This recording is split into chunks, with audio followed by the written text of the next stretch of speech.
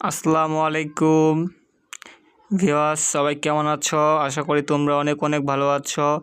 আমার এই খরগোশের সমস্যার সমাধান চ্যানেলে আপনাদেরকে স্বাগতম জানাই। তো আমার একজন সাবস্ক্রাইবার আমাকে একটা কমেন্ট করেছিল একটা ভিডিওতে।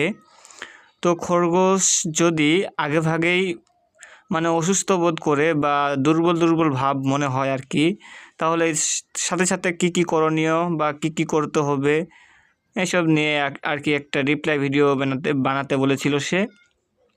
তো ইনশাল্লাহ আমি আজকে আপনাদের মাঝে এই ভিডিওটা বানাতে চাচ্ছি। তো সবাই আশা করি অনেক অনেক উপকৃত হবেন। তো ভিডিওটা সবাই সম্পূর্ণ দেখবেন এবং চ্যানেলটিকে সবাই সাবস্ক্রাইব করে দিবেন। তো চলেন শুরু করা যাক।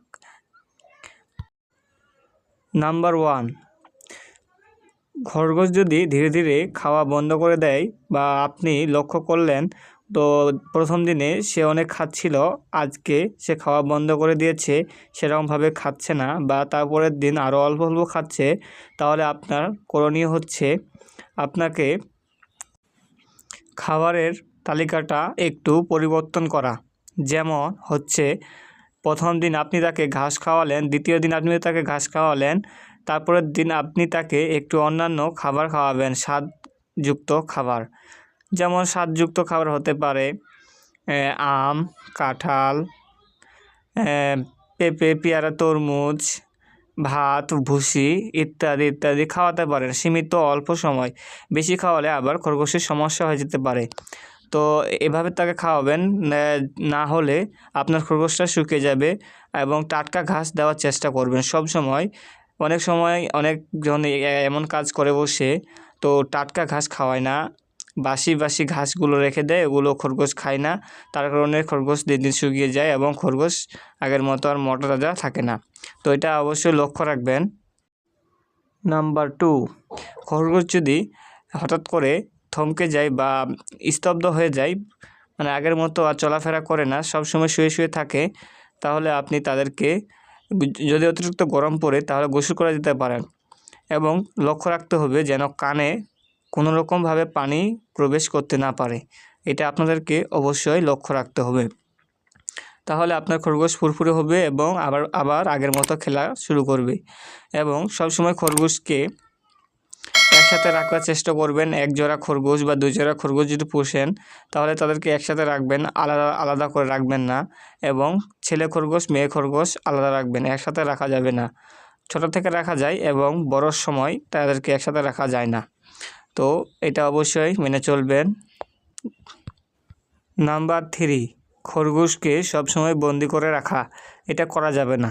খরগোশকে একটু সকালে বা দুপুরে বা বিকেলে 1 ঘন্টা থেকে 2 ঘন্টা পর্যন্ত ছেড়ে রাখতে হবে। এবং এমন একটা জায়গায় রাখতে হবে যেন সুন্দর একটা পরিবেশে রাখতে হবে আর কি। সবসময় চাপাচাপি জায়গায় বা এলোমেলো জায়গায় রাখা যাবে না, পরিষ্কার পরিচ্ছন্ন জায়গায় রাখবেন। তাদেরকে খেলতে দিবেন, তাহলে আপনার খরগোশ কোনো রকমের সমস্যার সম্মুখীন হতে পারবে না এবং অসুখ বিসুখ থেকে তারা অবশ্যই সুরক্ষিত থাকবে এবং খরগোশটা দিন দিন অনেক সুন্দর হয়ে যাবে এবং কোনো রকমের রোগবালাই তাদেরকে আক্রমণ করতে পারবে না। নাম্বার 4, খরগোশকে শুদ্ধ খাবার খাওয়ান এবং পরিষ্কার পরিচ্ছন্ন খাবার খাওয়ান। অনেকে ময়লা খাবার বা ময়লা পানি যুক্ত খাবার খরগোশকে খাইয়ে দেয়, যার কারণে খরগোশ অসুস্থ হয়ে যায় এবং পরবর্তীতে বিভিন্ন রকমের রোগ আক্রান্ত হয়ে যায় এবং একসময় মারা যেতে পারে।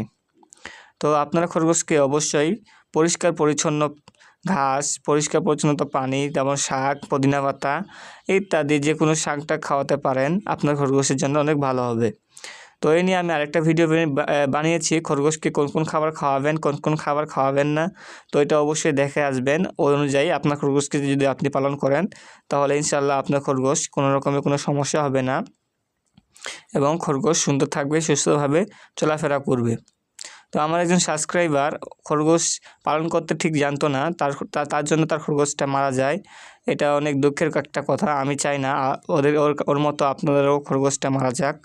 তো আপনারা অবশ্যই এইসব নিয়মগুলো অবলম্বন করবেন।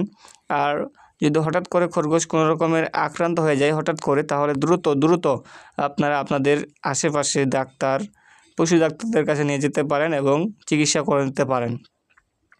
তো এই ছিল আজকের ভিডিও। যদি এই নিয়ে আরও বিস্তারিত জানতে চান তো ইনশাল্লাহ আমি আরেকটা ভিডিও বানাবো। সবাই ভালো থাকবেন, সুস্থ থাকবেন এবং আমার চ্যানেলটিকে সাবস্ক্রাইব করে দিবেন। ধন্যবাদ সবাইকে।